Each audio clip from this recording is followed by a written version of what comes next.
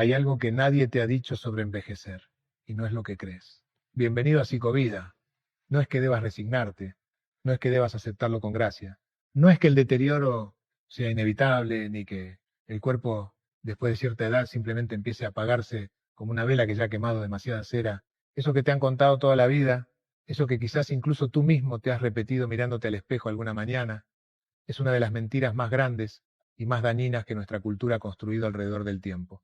Y yo lo sé porque lo he visto, porque llevo décadas sentado frente a personas que llegaron a mi consulta convencidas de que lo mejor ya había pasado, de que los 60, los 70, eh, los 80 eran simplemente el epílogo de una historia que ya estaba escrita. Y lo que encontré en esas personas me cambió a mí también, porque algunos de ellos, los que se atrevieron a hacer algo distinto, empezaron a florecer de una manera que yo jamás hubiera anticipado. Pero antes de que sigamos, permíteme que te hable de algo que quiero que te quede grabado desde el principio, algo que cambiará por completo cómo vas a escuchar todo lo que viene después. Porque verás, si tú crees que estás aquí para escuchar 7 consejos de bienestar para mayores de 60 años, ya te digo que te quedas muy, muy corto.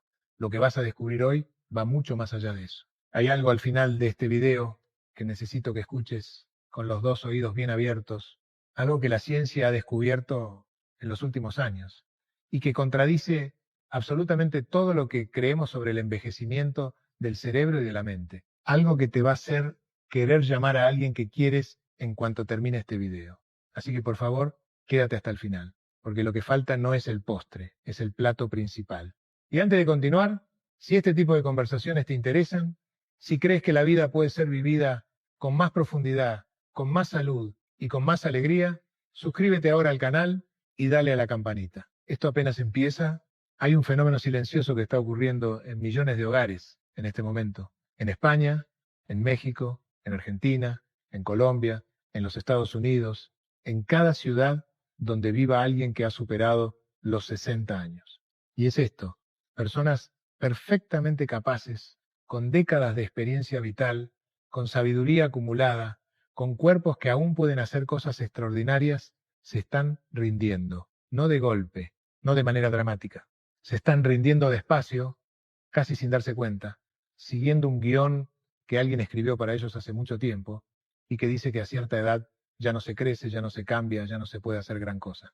Y eso, desde un punto de vista médico, desde un punto de vista psicológico y desde un punto de vista puramente humano, es una tragedia. ¿Sabes qué ocurre cuando una persona decide consciente o inconscientemente que ya terminó de crecer? ¿El cuerpo le hace caso? Esta es la parte que a mí me parece casi increíble, pero que la neurociencia lleva años documentando. El cuerpo escucha lo que la mente cree, no metafóricamente, biológicamente. Las células responden. Las hormonas cambian, la inflamación aumenta, los procesos de reparación celular se ralentizan. Es como si el organismo dijera, ah, que ya terminamos. Bien, pues voy recogiendo. Y aquí viene el problema que quiero plantearte hoy, el que vamos a resolver juntos a lo largo de este video. ¿Cómo se interrumpe ese proceso? ¿Cómo se le dice al cuerpo y a la mente que no, que todavía no, que aún hay mucho por delante? Porque hay respuesta, no una respuesta mágica ni un truco de mercadillo. Hay hábitos concretos, hábitos que cualquier persona puede incorporar a su vida, que la ciencia respalda y que yo he visto funcionar con mis propios ojos, que literalmente hacen que el reloj biológico vaya más despacio. En algunos casos, incluso retroceda. Y a lo largo de este video te los voy a contar todos. Pero quiero que sepas que el séptimo, el último, es el que más me importa, el que más ha cambiado vidas en mi experiencia. Así que ya te digo, si en algún momento sientes que puedes irte, recuerda que el séptimo hábito todavía no ha llegado. Y cuando llegue, entenderás por qué lo guardé para el final. Permíteme empezar por lo que parece más obvio, pero que casi nadie está haciendo bien. No me refiero al ejercicio en el sentido en que probablemente lo estás pensando. No te estoy hablando de correr maratones ni de levantar pesas en un gimnasio lleno de jóvenes que te miran de reojo. Te estoy hablando de movimiento cotidiano, sostenido, intencional. Hay un estudio que me parece fascinante. Se realizó en varios países europeos con personas mayores de 65 años y lo que encontraron fue esto. No era el ejercicio intenso el que marcaba la diferencia más grande en la longevidad y en la salud cognitiva. Era el movimiento constante, a lo largo del día, levantarse, caminar, subir escaleras, bailar en la cocina, ir al mercado andando, hacer las tareas del hogar con energía en lugar de hacerlas arrastrándose. El cuerpo humano no fue diseñado para estar sentado. Esto suena simple, pero sus consecuencias son devastadoras. Cuando no se respeta, cuando nos quedamos mucho tiempo sin movernos, el músculo se atrofia. Y el músculo después de los 50, y especialmente después de los 60, es uno de los activos más valiosos que tenemos.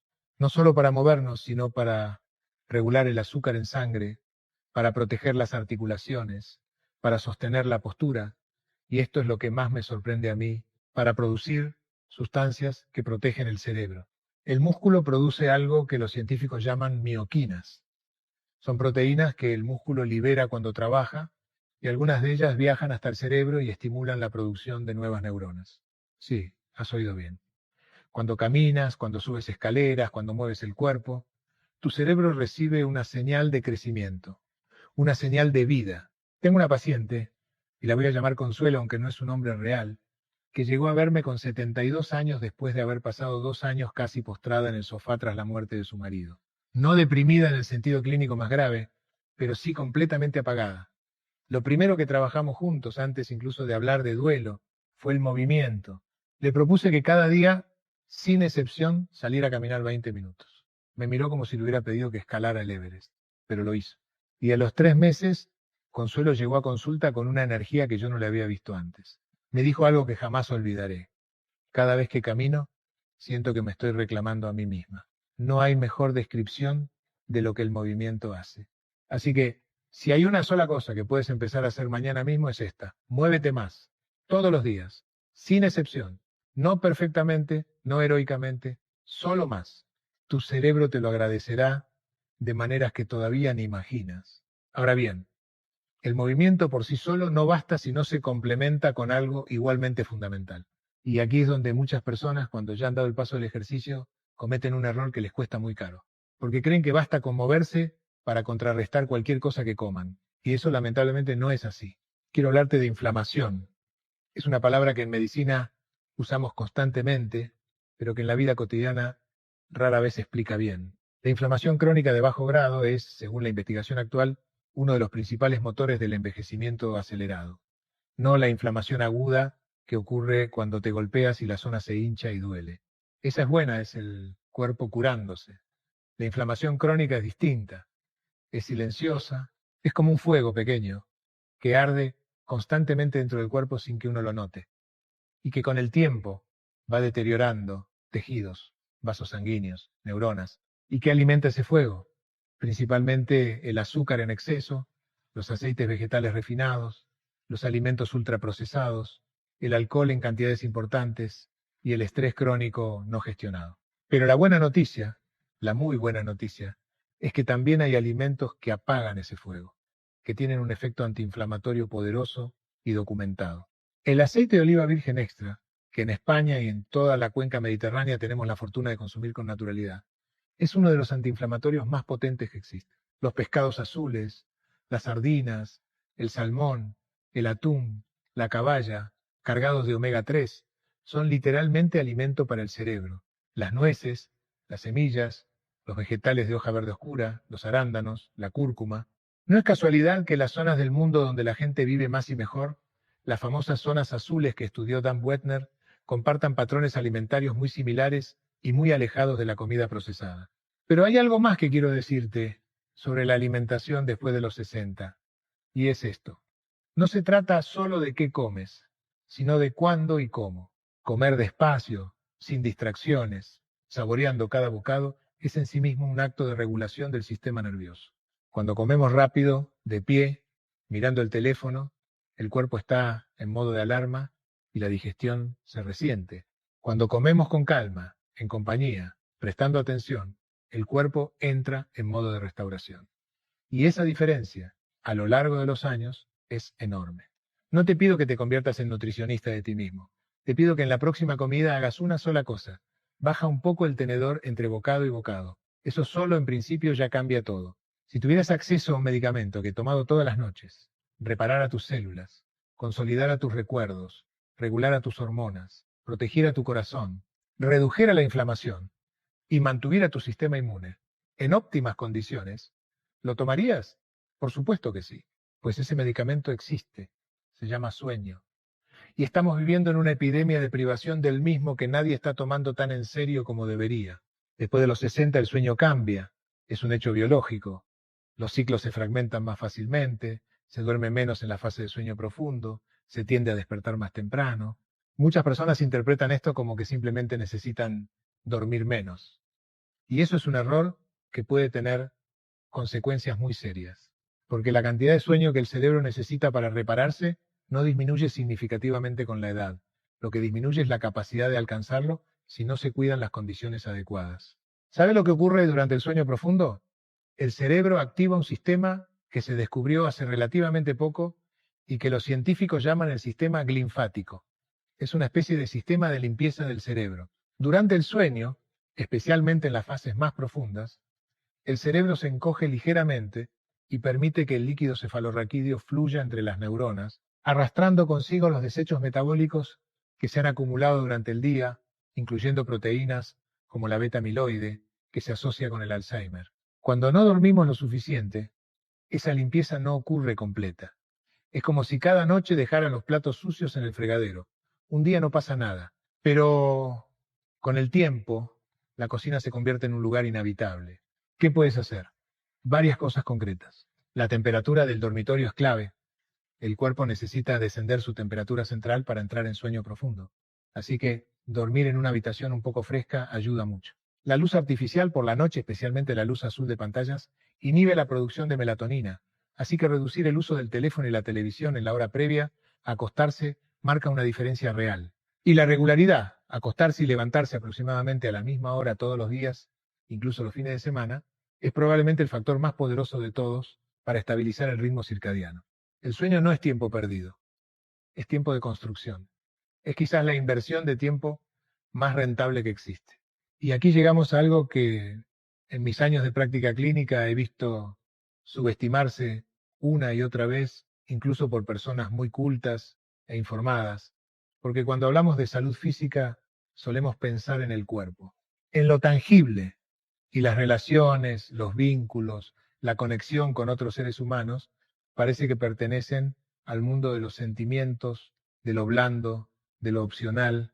Pues bien, es exactamente lo contrario. La soledad crónica tiene en el cuerpo efectos equivalentes a fumar 15 cigarrillos al día. Esto no lo digo yo desde una intuición poética de psicólogo. Lo dice la investigación. Lo documentó durante décadas el trabajo de John Cacioppo en la Universidad de Chicago, que dedicó su vida a estudiar los efectos fisiológicos de la soledad, y lo que encontró fue perturbador. La soledad aumenta la inflamación sistémica, eleva el cortisol, deteriora el sistema inmune, acelera el declive cognitivo y acorta la vida de manera estadísticamente muy significativa. Después de los 60, el riesgo de aislamiento social aumenta considerablemente. Los hijos se independizan, algunos amigos mueren o se alejan, la jubilación elimina la estructura social que el trabajo proporcionaba, y si la persona no hace algo activo para mantener y renovar sus vínculos, puede caer en una soledad que no grita, sino que susurra, que no duele agudamente, sino que va apagando la vitalidad poco a poco. He visto esto muchas veces, hombres especialmente, aunque no solo ellos, que llegan a la jubilación y descubren que el trabajo era su única red social, que en realidad no tenían amigos, tenían compañeros de trabajo, y que sin ese contexto se encuentran solos de una manera que no saben cómo nombrar ni cómo afrontar. ¿Qué se puede hacer? Lo primero es ser honesto consigo mismo sobre el estado real de la propia vida social. No sobre cómo era, sino sobre cómo es ahora. ¿Con cuántas personas tienes una conversación real y profunda al menos una vez a la semana? No una conversación de trámite, sino una conversación donde te sientes visto, donde dices lo que piensas, donde hay contacto humano genuino. Si la respuesta es ninguna o muy pocas, eso es algo que hay que trabajar. Y trabajarlo puede ser tan concreto como apuntarse a un grupo de lectura, a una clase de baile, a un taller, de cualquier cosa que te interese mínimamente. No porque esa actividad en sí te vaya a cambiar la vida, sino porque es el contexto donde los vínculos se pueden construir. Los seres humanos nos conectamos haciendo cosas juntos. Necesitamos ese pretexto. El amor, la amistad, la pertenencia, no son el adorno de una vida buena, son su estructura. Voy a contarte algo que ocurrió en Japón y que creo que es una de las ideas más poderosas y menos conocidas sobre el envejecimiento. En Okinawa, una de las regiones con mayor concentración de centenarios del mundo, hay un concepto que se llama Ikigai. Se traduce aproximadamente como razón de ser o razón para levantarse por la mañana. Y no es una cosa vaga ni grandiosa. Para algunas personas de Okinawa, el Ikigai es cultivar su jardín. Para otras, es enseñar a los nietos. Para otras, es preparar el desayuno de cierta manera que ha desarrollado durante décadas. Lo que la investigación ha mostrado es que las personas que tienen un sentido claro de propósito en su vida viven más, tienen menor riesgo de deterioro cognitivo y de demencia, se recuperan mejor de las enfermedades y reportan niveles mucho mayores de bienestar subjetivo. Y esto no cambia con la edad. Si acaso se vuelve más importante. El problema es que nuestra cultura tiene una narrativa muy particular sobre el propósito después de los 60 o de la jubilación. La narrativa dice que ahora es el tiempo del descanso, del merecido reposo. Y hay algo hermoso en eso, claro que sí. Pero si el descanso se convierte en el único objetivo, si cada día es simplemente un día por pasar, el cuerpo y la mente lo notan, y no de manera positiva. Quiero ser muy claro aquí porque sé que este punto puede malinterpretarse. No estoy diciendo que debas estar ocupado constantemente, ni que tengas que seguir trabajando para demostrar algo. Estoy diciendo algo mucho más sutil. Estoy diciendo que hay una diferencia enorme entre descansar porque has elegido hacerlo después de haber contribuido y de seguir contribuyendo de otras maneras, y simplemente existir sin ninguna orientación. El propósito puede ser enorme o puede ser pequeño. Puede ser escribir las memorias familiares. Puede ser aprender a tocar un instrumento. Puede ser el abuelo o la abuela más presente y cariñoso que existe. Puede ser cuidar de un jardín. Lo que importa es que te importe a ti. Que haya algo que te haga levantarte por la mañana con un cierto grado de anticipación, que el día tenga una dirección. Y si en este momento sientes que no tienes eso, que quizás lo perdiste o que nunca lo has tenido muy claro, eso no es un fracaso. Es una pregunta. Y las preguntas son el principio de todo. Hay algo que me pregunta mucha gente cuando hablo de salud cognitiva y envejecimiento. Me preguntan, ¿los crucigramas sirven? Y mi respuesta siempre es la misma. Sirven, pero no bastan. Y la razón es importante entenderla. Durante mucho tiempo se pensó que el cerebro humano era como una máquina que alcanzaba su pico de funcionamiento en la juventud y luego simplemente se iba deteriorando con el paso del tiempo. Que las neuronas que se perdían no se recuperaban y que el declive era, en esencia, inevitable. Esta idea, que durante décadas dominó la neurología y la psicología, ha sido completamente revisada en los últimos 20 años gracias a un concepto que ahora sabemos que es real y que se llama neuroplasticidad. El cerebro a cualquier edad tiene la capacidad de formar nuevas conexiones entre neuronas, de reorganizarse, de aprender, de adaptarse. Esta no es una metáfora, es fisiología. Es lo que ocurre en el tejido nervioso cuando se enfrenta a desafíos nuevos, cuando aprende algo que no sabía, cuando sale de sus rutinas establecidas y tiene que buscar soluciones que no están en el archivo habitual. Y aquí está la clave que hace que los crucigramas no sean suficientes. Si llevas años haciendo crucigramas, ya eres bueno en crucigramas. El cerebro ya tiene esa ruta trazada, no le supone un desafío real. Para que haya estimulación cognitiva genuina, necesita enfrentarse a algo nuevo, a algo que todavía no sabe hacer. ¿Qué significa esto en la práctica? Que el mejor ejercicio cognitivo es aprender. Aprender algo que nunca has aprendido. Un idioma nuevo, aunque sea a nivel básico. Tocar un instrumento. Dibujar si nunca lo has hecho. Escribir, de verdad escribir, no solo tomar notas. Bailar un estilo que desconoces. Hacer cerámica. Cualquier habilidad que exija a tu cerebro construir nuevas rutas, nuevas conexiones, nuevas representaciones internas. Hay también algo muy particular que ocurre cuando aprendemos algo nuevo después de los 60. Algo que para mí es uno de los descubrimientos más bonitos de la neurociencia reciente. El cerebro mayor, cuando aprende, no lo hace igual que el cerebro joven. El cerebro joven aprende rápido y especializa. El cerebro mayor aprende más despacio, pero integra más. Conecta el conocimiento nuevo con décadas de experiencia y comprensión previas. Y eso produce algo que el cerebro joven no puede producir con la misma profundidad. Sabiduría, comprensión verdadera. No solo información. Así que Aprende. Aprende algo que te cueste un poco, que te haga sentir torpe al principio. Esa incomodidad es el sonido de tu cerebro creciendo. Llegamos al último hábito. Y si llevas todo este tiempo escuchando, ya sabías que esto llegaría. Te lo prometí al principio y cumplo siempre mis promesas. Antes de decírtelo, quiero que recuerdes algo. He hablado de movimiento, de alimentación, de sueño, de vínculos, de propósito, de estimulación cognitiva. Todos esos hábitos son reales, todos son importantes, todos tienen respaldo científico sólido, pero hay algo que vertebra todos ellos, algo sin lo cual los demás hábitos funcionan mucho peor o directamente no funcionan. Y ese algo es la relación que tienes contigo mismo. ¿Me explico? En mis décadas de trabajo clínico he observado algo que al principio me desconcertaba, pero que con el tiempo se ha convertido en una de mis convicciones más profundas. He visto personas que hacían todo bien en términos de hábitos físicos y sin embargo envejecían mal, con amargura, con rigidez, con una especie de contracción interior que ningún ejercicio ni ninguna dieta podía revertir. Y he visto personas que no tenían una rutina perfecta ni una alimentación impecable y sin embargo irradiaban algo que yo solo puedo describir como vitalidad auténtica, como presencia real. La diferencia en casi todos los casos estaba en la narrativa interior, en la historia que esa persona se contaba a sí misma sobre quién era, sobre lo que merecía, sobre lo que todavía era posible para ella. Y aquí llego al séptimo hábito, que no es un hábito en el sentido convencional, sino más bien una práctica, una manera de relacionarse con la propia existencia. Y se trata de esto, la revisión compasiva del pasado, combinada con una orientación activa hacia el presente y el futuro. Suena complicado. Déjame explicarlo con palabras más simples.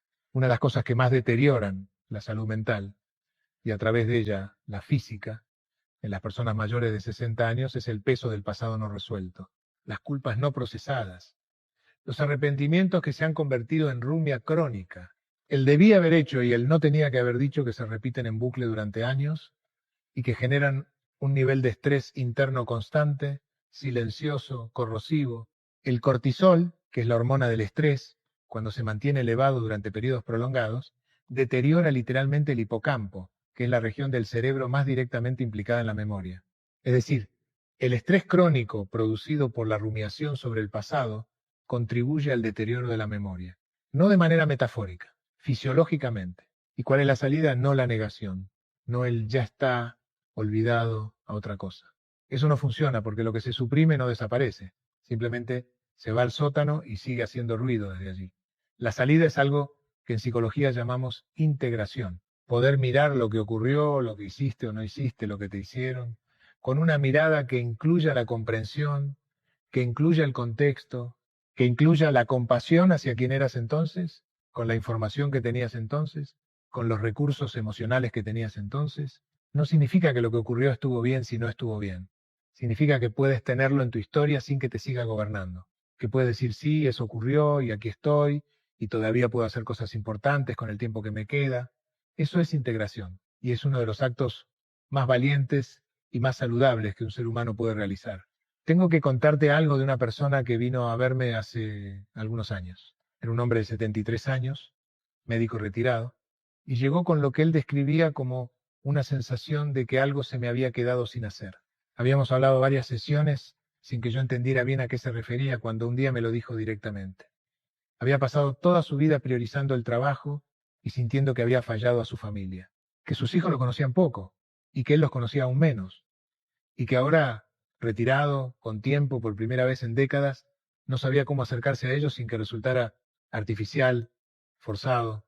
Lo que trabajamos juntos fue exactamente esto, la revisión compasiva, entender que él había hecho lo que sabía hacer, con las creencias que tenía sobre qué significaba ser un buen padre y un buen profesional, en una época donde esas creencias eran muy diferentes a las de hoy. Y desde ese entendimiento, desde esa compasión hacia el hombre que había sido, empezó a construir algo nuevo con sus hijos, no pretendiendo que el pasado no había ocurrido, no ignorando el dolor que había habido, sino siendo honesto con ellos por primera vez, diciéndoles lo que sentía, preguntándoles cómo estaban de verdad. Me escribió una carta, todavía la tengo, donde me decía que la conversación que había tenido con su hijo mayor, ya de 40 y tantos años, había sido la más importante de su vida, más que cualquier logro profesional, más que cualquier reconocimiento, la conversación real con su hijo. Eso es lo que la integración del pasado puede abrir. No solo paz interior, aunque eso solo ya justificaría el trabajo, sino relaciones nuevas, posibilidades nuevas, una vida que todavía puede sorprenderte. El séptimo hábito entonces es este: haz las paces con tu historia. No para quedarte en el pasado, sino exactamente para poder salir de él, para poder estar de verdad aquí, ahora, con lo que tienes y con lo que puedes todavía hacer. Porque aquí, en el presente, es donde ocurre todo. Es donde se duerme o no se duerme, donde se mueve el cuerpo o no, donde se elige qué comer y con quién hablar y qué aprender y hacia dónde orientar el corazón. El pasado informa, el futuro motiva, pero la vida ocurre ahora. Antes de cerrar, necesito decirte algo que prometí al principio y que he dejado para este momento, porque necesitaba que tuvieras el contexto suficiente para entenderlo en toda su magnitud. La ciencia del envejecimiento está viviendo en estos años lo que solo puedo describir como una revolución. Y el centro de esa revolución es un concepto que se llama edad biológica, en contraposición a la edad cronológica. La edad cronológica es la que marca el calendario, los años que llevas vivo. La edad biológica es la que marcan tus células, tus tejidos, tu sistema inmune, tu cerebro, y lo que los investigadores están descubriendo con herramientas que hace apenas una década no existían, es que la distancia entre la edad cronológica y la edad biológica puede ser enorme. Hay personas de 50 años con una biología de 70 y hay personas de 75 con una biología de 55. Esta diferencia no es principalmente genética, es principalmente comportamental. Es decir, depende en gran medida de lo que haces, de cómo vives, de los hábitos que tienes. Más aún, y esto es lo que me parece más impactante, hay investigaciones recientes que muestran que algunos de estos marcadores de envejecimiento biológico, que se miden a través de algo que se llama reloj epigenético, pueden retroceder, no solo estabilizarse, retroceder. Personas que adoptan cambios en su estilo de vida consistentes con lo que hemos hablado en este video han mostrado, en estudios controlados, una reducción mesurable de su edad biológica en periodos de tiempo relativamente cortos. Esto no es ciencia ficción. Está publicado en revistas científicas de primer nivel. Y lo que dice es esto: no eres el prisionero de tu edad ni de tus genes. Eres, en muy buena medida, el resultado de tus hábitos. Y los hábitos pueden cambiar. Hay una frase que me gusta mucho y que no recuerdo exactamente de quién es, pero cuya esencia es esta: no te preparas para envejecer el día en que cumples 60 años. Te preparas cada día que vives. Cada decisión que tomas es una información que le das a tu biología sobre hacia dónde quieres ir. Y la pregunta más importante, la que quiero dejarte hoy, no es cuántos años tienes. La pregunta es qué haces con los años que tienes. Hay algo que durante demasiado tiempo la medicina trató como si fuera un asunto menor, casi una anécdota al margen de lo que de verdad importa en la salud. Y es esto: lo que hacemos con nuestras emociones, no solo lo que sentimos, sino lo que hacemos con ello, tiene consecuencias físicas medibles y profundas. Existe una disciplina que se llama psiconeuroinmunología. El nombre es largo e intimidante, pero la idea central es simple y extraordinaria.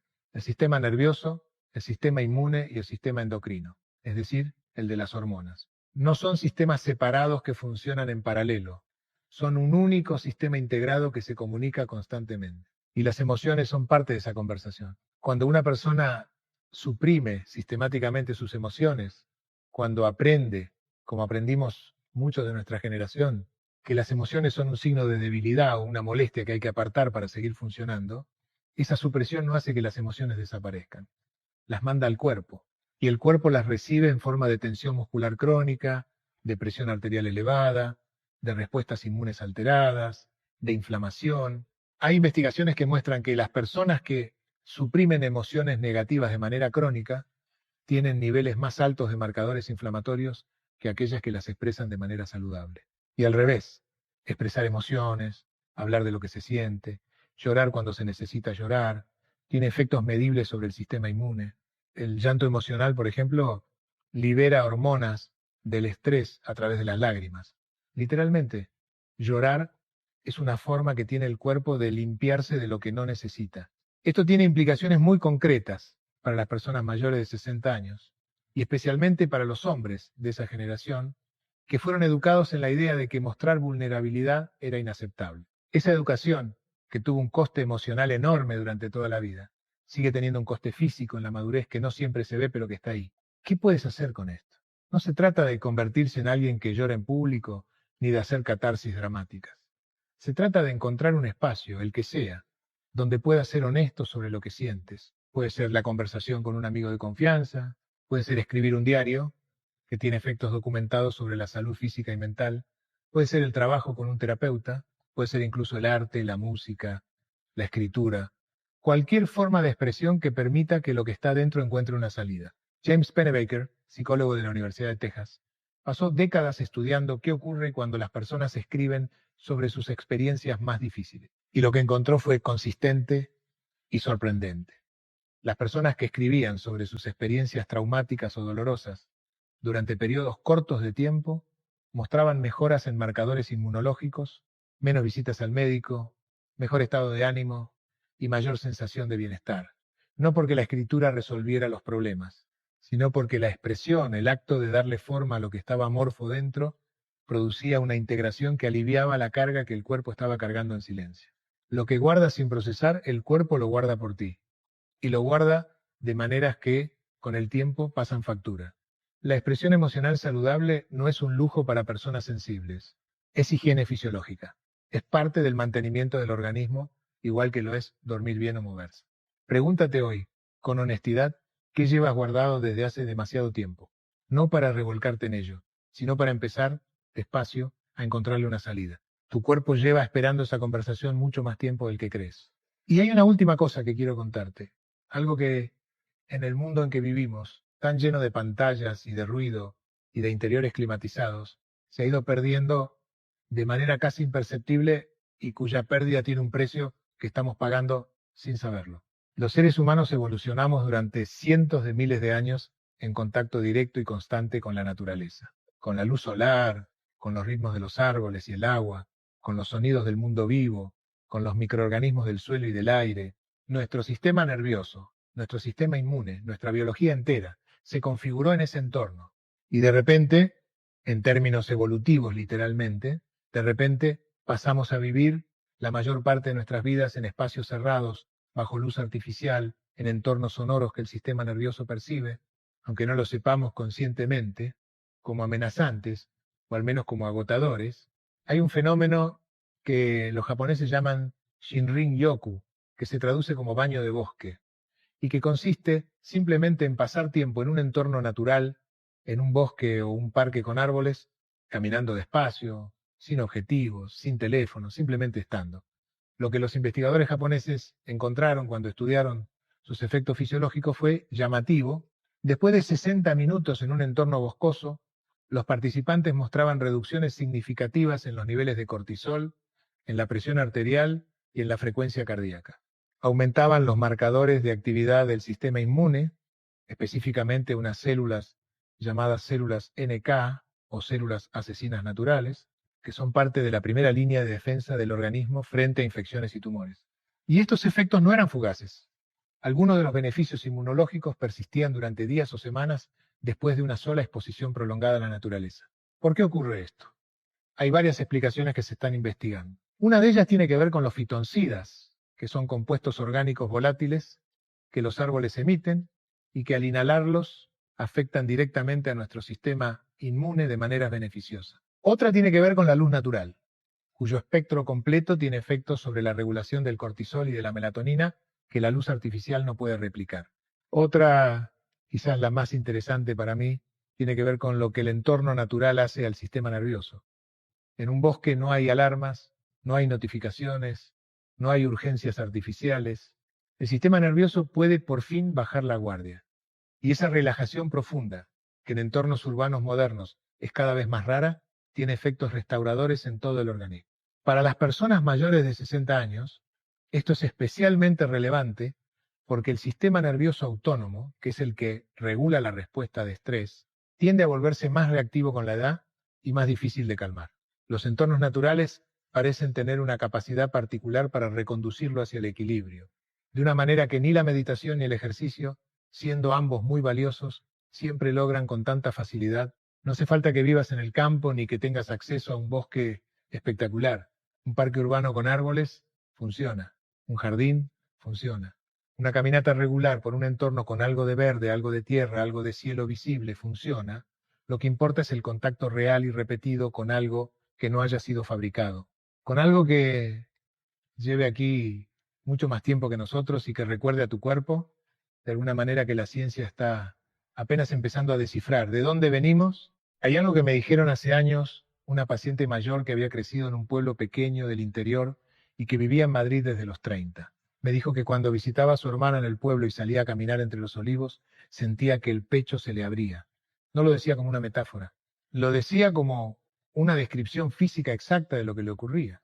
El pecho se le abría, la respiración se hacía más profunda, la cabeza dejaba de hacer ruido. Eso que ella describía con esa simplicidad tan hermosa es exactamente lo que la investigación está documentando ahora con instrumentos sofisticados.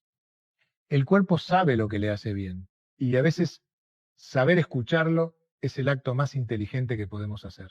Sal afuera, no con un objetivo, no para hacer ejercicio, aunque puedas hacerlo también. Sal a estar, a respirar.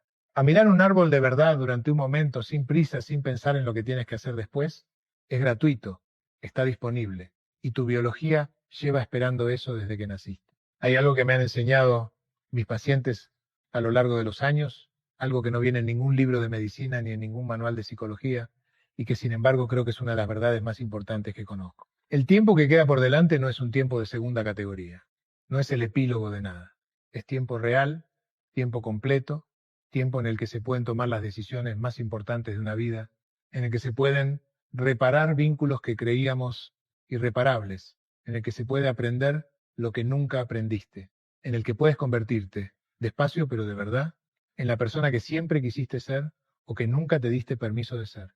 Hay personas que se despiertan a la vida a los 70 años, que encuentran a los 70 lo que no encontraron a los 30 ni a los 50. No porque tengan más tiempo, sino porque finalmente han parado lo suficiente para saber qué es lo que importa y tienen el valor que solo da la experiencia vivida de ir a por ellos sin disculpas y sin rodeos. Tú que estás escuchando esto ahora mismo, sea cual sea tu edad, seas hombre o mujer, vivas donde vivas, tengas la salud que tengas hoy, tienes delante de ti una posibilidad, no una garantía, eso no existe para nadie, pero sí una posibilidad real de que los próximos años, si te lo permites, si haces los cambios que necesitas hacer, sean de los mejores de tu vida.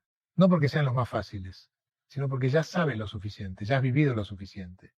Ya tienes la perspectiva que solo da el tiempo. Y si a eso le añades el movimiento, la alimentación inteligente, el sueño reparador, los vínculos genuinos, el propósito claro, la estimulación mental continua y sobre todo la paz con tu propia historia, lo que tienes delante es algo que solo puedo describir como una segunda oportunidad que no has pedido, pero que está ahí, esperándote.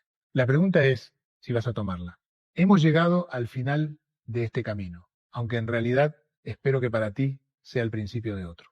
Hemos hablado hoy de 7 hábitos que la ciencia y la experiencia clínica muestran que pueden literalmente revertir el envejecimiento o al menos ralentizarlo de maneras muy significativas. El movimiento diario y sostenido, que no necesita ser heroico sino constante, la alimentación antiinflamatoria que cuida el cuerpo desde adentro, el sueño reparador que limpia el cerebro mientras descansas, los vínculos sociales genuinos que son medicina, no lujo, el propósito que da dirección a cada día, la estimulación cognitiva que mantiene al cerebro en modo de crecimiento, y el séptimo, el que vertebra a todos los demás, hacer las paces con la propia historia para poder estar de verdad presente en el tiempo que queda. Ninguno de estos hábitos exige perfección. Ninguno requiere que seas otra persona. Todos se pueden incorporar de manera gradual, uno a uno, respetando el ritmo que te corresponde. Lo que sí te pido, lo que de verdad te pido con toda la seriedad y el cariño con que hablo a mis pacientes, es que no lo dejes para mañana. El mañana es la trampa más antigua y más efectiva que existe. Porque el mañana siempre tiene un mañana detrás. Y de mañana en mañana se pasan los años, empieza hoy, con algo pequeño, con una sola cosa de la que hemos hablado, la que más te haya resonado, la que sientas que más necesitas, la que te parezca más posible. Solo esa. Y cuando esa sea parte de tu vida, añades otra. Ahora bien, antes de que te vayas necesito pedirte algo que de verdad importa para que este canal pueda seguir llegando a las personas que lo necesitan. Si este video te ha aportado algo, si hay algo que te llevas de aquí, si hay una sola idea que va a hacer que hoy hagas algo diferente, por favor dale a me gusta ahora mismo. No porque yo necesite la validación, sino porque ese gesto tan simple hace que YouTube muestre este contenido a más personas que quizás lo están necesitando y no lo saben todavía. Suscríbete al canal si todavía no lo has hecho. Hay mucho más por venir. Hablamos de psicología, de salud mental, de relaciones, de todo aquello que hace que la vida valga la pena de ser vivida. Y siempre desde un lugar de respeto, de rigor y de profundo cariño hacia quienes nos acompañan. Y deja un comentario. En serio, no por cumplir. Cuéntame cuál de los 7 hábitos te ha impactado más. Cuéntame qué es lo que ya estás haciendo bien y de lo que estás orgulloso o orgullosa. Cuéntame qué es lo que más te cuesta. Cuéntame qué te ha removido de este video. Esos comentarios no solo me ayudan a mí a entender qué os importa para poder seguir creando contenido que os sirva de verdad. También creas con ellos una comunidad, un espacio donde otras personas, quizás con el mismo miedo o la misma duda que tú, se sienten menos solas. Y si hay alguien en tu vida, un familiar, un amigo, alguien que amas, que está en este momento de los 60 y pico, o los 70, y sintiéndose perdido, sin dirección, creyendo que lo mejor ya pasó, por favor comparte este video con esa persona. Ese gesto, tan pequeño para ti, puede significar algo muy grande para quien lo recibe. Yo creo, con toda la convicción que me dan los años de trabajo y de escuchar vidas, que es posible envejecer bien, que es posible hacerlo con salud, con dignidad, con alegría genuina y con la sensación de que todavía hay cosas importantes que hacer y decir y dar. Gracias por haber estado aquí hasta el final. Eso me dice algo importante sobre ti. Nos vemos en el próximo video.